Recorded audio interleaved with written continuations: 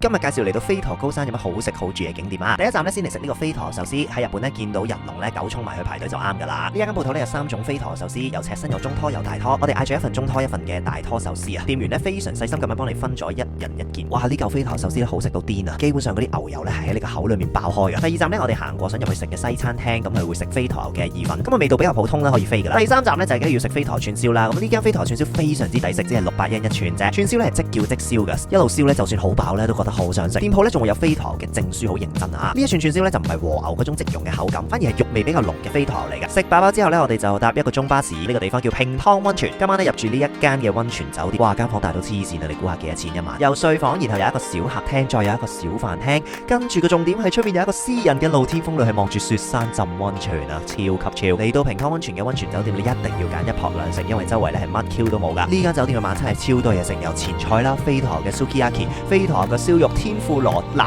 麵麵豉湯，再去到生果都有得食啊！嚟到第二朝嘅早餐咧都係非常之誇張噶，唔知 end 咁多道前菜啦，有一條燒魚啦，再有麵豉湯，再有飯等等啊！你又中唔中意嚟飛驒高山 chill 咧？中意嘅話記得 like and share， 同你分享更加多日本嘅旅遊情報。下條片再見，拜拜。